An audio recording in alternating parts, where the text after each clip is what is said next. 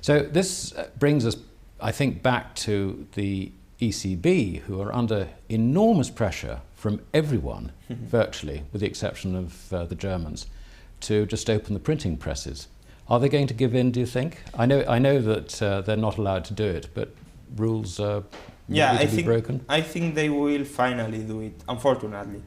And they will do it because they don't want to go by a process of national bankruptcies. They want to keep the euro at any price, even if the euro should have been the European Deutschmark, and finally it will be the European peseta, the European drachma, the European lira. Because you have, if ECB opens the printing press, you are transforming supposedly the Bundesbank, the ECB, in what was previously the Spanish central bank, the Greek central bank, etc. So if the purpose of the euro was to have a more or less hard currency like the Deutschmark, you obviously have failed you have failed in case you reproduce the bad behaviors of those central banks. The logical process would be to force governments to adjust their finances, to privatize all their assets. I mean, Greece, for instance, has a debt of 350 billions of euros, but they have assets. Of course, value can change because assets don't have a fixed value, but estimated value is around 300 billion. So why don't they largely privatize all their public assets, at least to reduce public debt into a half of what previously But where are the buyers going to be for all these assets? Because I think what you're describing is a situation where the whole system turns seller. Yeah. And under those circumstances, having partially destroyed savings, the only savings that don't seem to have been destroyed are all in China and India, and therefore not accessible, as it were, and not readily recyclable, if you like. But they aren't, in part because Western governments don't want Chinese or Indian people to own Western companies. So on the one hand, they want to sell the assets. On the other hand, they're still telling us who's eligible to buy them. That's the point. But even if you don't have access to foreign savings, which is a nonsense, you could at least, if you want to bail out countries, which is not correct and it's not convenient, but you can bail out in a more sensible way. I mean, Germans are the creditors. Why they don't take the assets and pay part of the debts with those assets? I know the price of those assets would be not a market price, because you don't have a market price, or at least a market price in which they are not buyers. So it's not a fundamental price. But at least you could compensate.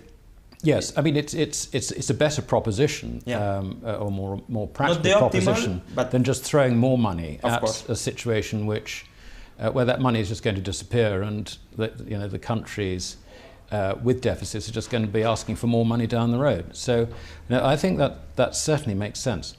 Now you say that you think that the ECB will eventually give in one way or the other, and certainly because we live in a world of dollar currencies, and we're really tied to the dollar, it's difficult to see that the ECB would allow the euro to rise substantially against the dollar anyway.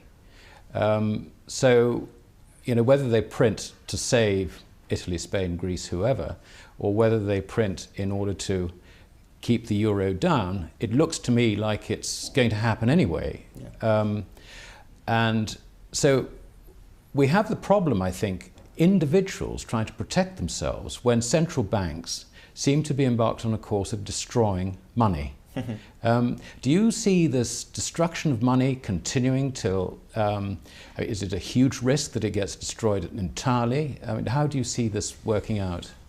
It can happen. I mean, by now I don't foresee necessarily the international monetary system. It's very unstable.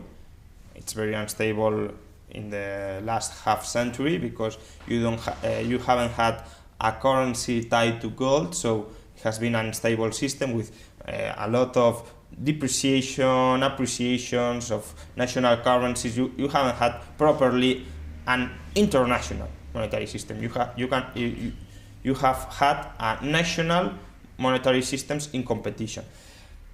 But I don't foresee by now the complete destruction of the system because I think monies can be stabilized. I mean, if countries return to the path of wealth creation, I mean, they pay off part of their bad debts, they liberalize the economy, they allow entrepreneurs to recompose their business plans. But as I understand it, in Europe, this would be a totally different way of thinking.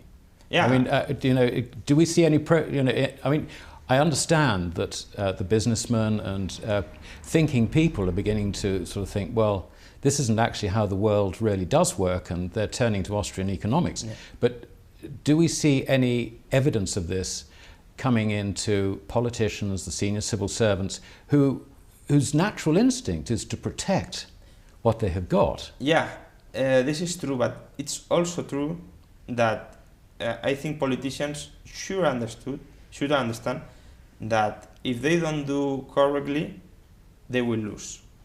I mean, we know for certain that in Spain, for example, if the next government don't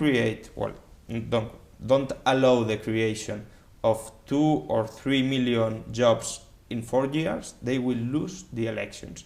Of course, there are other politicians who want to play the populist card, and when the chaos is spread, they want to go to the government. That's another situation.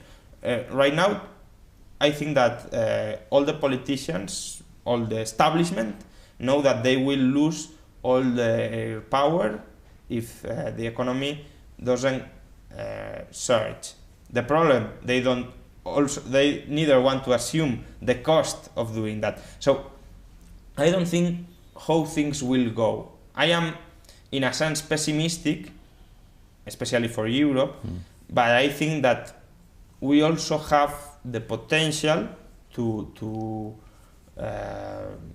handle the situation, and I hope, maybe it's our own hope, that the evidence will finally impose to reality. I hope. But in any case, Europe could go bankrupt, and international monetary system, the dollar as a currency reserve, could survive. Well, that's interesting. I think could.